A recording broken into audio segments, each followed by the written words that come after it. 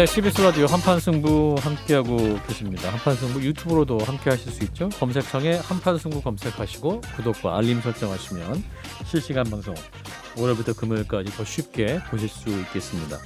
자, 응답하라 한판승부 시간.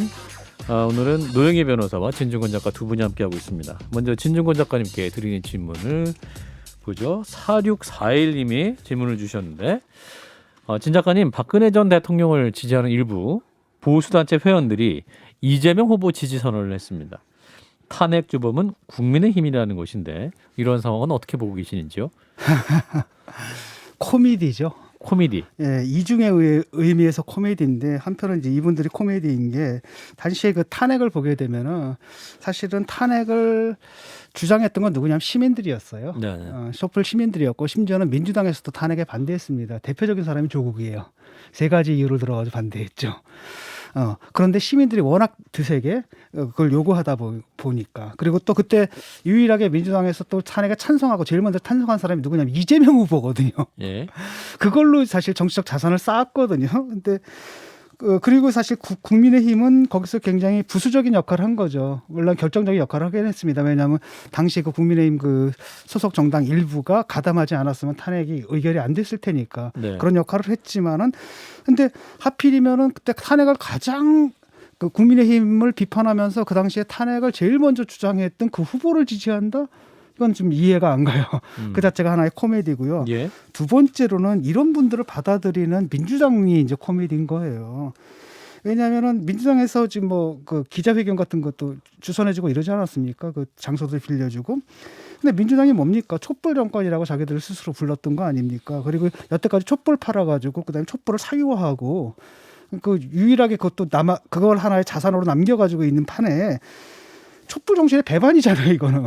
이분들이 지금 주장하는 게 단지 표 몇 표 얻겠다고 자기들이 표방했던 그 가치, 이념 자체, 그 다음에 그게 누구 겁니까? 시민들 거거든요. 그 전체를 갖다 배반한다는 건 제가 볼 때 진짜 코미디가 아닐 수 없습니다. 근데 그렇게 말씀하시면은 윤석열 후보가 지금 국민의힘 후보라고 하는 것 자체가 조금 제가 보기엔 좀 아이러니인 것 같은데 어쨌든 뭐 그 부분에 대해서는 과거에 한번 좀 뭐 서로 맞지 않는다고 해가지고 저한테 그 말씀을 왜 하시는지 모르겠어요. 저는 윤석열 후보 지지하지 않습니다.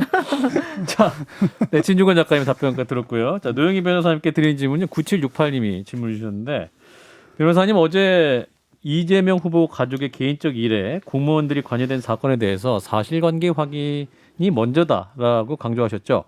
그런데 메시지 캡처가 나오지 않았습니까? 이것 외에 어떤 사실관계가 더 밝혀져야 하는지요? 라는 질문. 네, 뭐 그 말씀도 사실 맞죠. 근데 보도된 것만 가지고 뭐 무조건 다 확인이 됐다고 본다면 가짜뉴스는 사실은 존재할 수가 없고 잘못된 기사라는 것도 사실 존재할 수 없지 않겠습니까? 그래서 예. 제가 보기에 일견 개연성이 있는 부분도 당연히 있습니다만은 또 아닌 부분도 있기 때문에 그런 디테일한 부분들에 대해서 좀 확인을 해봐야 되는 거 아니냐라는 얘기였고요. 예. 예를 들면 이런 게 있습니다. 어제 논의됐던 것 중에 하나가 대리 처방 논란 관련된 거 있잖아요. 근데 이제 말씀하신 것처럼 예를 들면은 그 비서관이 뭐 정말로 이재명 후보 뭐 집 앞에 있는 어디에다가 뭔가를 갖다 놓으라고 해가지고 본인이 그걸 가져갔다. 사실 상식적으로 좀 납득이 안 가는 부분들이 분명히 있거든요. 예.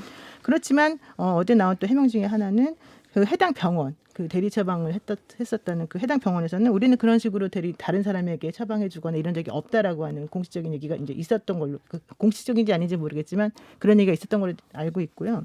그다음에 그 비서관이 결혼한 지 5년밖에 안 됐는데 왜 호르몬 문제가 필요하겠냐라고 말씀하셨지만 사실은 늦은 결혼 때문에 스트레스가 많아가지고 이제 그런 종류의 약이 필요했다라는 또 이제 해명이 나왔었습니다. 그래서 네. 그런 것들을 살펴보게 되면 문자 메시지 하나 있으면 당연히 개연성이 있어 보임에도 불구하고 그것만 가지고 완벽하게 해명됐다고 보기 어려우니까 예. 이제 그런 부분을 좀 확인해보자 이런 취지죠. 네. 더 완벽한 어떤 입증이 뭐 더 그러니까 필요한 차원에서 감사도 지금 말씀하셨다. 하고 있으니까 감사도 하고 감사가 그다음에 뭐 문제인데 확인이 이 되겠죠. 감사 하시는 분이 원래는 그전 도지사들까지는 감사원에서 파견 나오신 분들을 썼는데 이재명 후보가 하면서 자기 사람을 갖다 앉혔거든요. 이분이 어떤 분이냐면 옛날에 이재명 후보 구하기 토론회에 나가서 발표를 했던 이런 분이에요.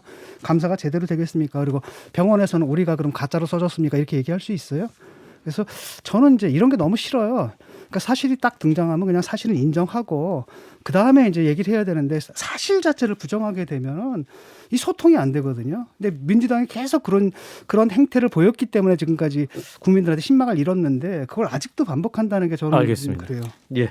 노영희 변호사님의 질문이었으니까 답변까지 듣겠습니다. 네, 응답하라 한판승부였습니다.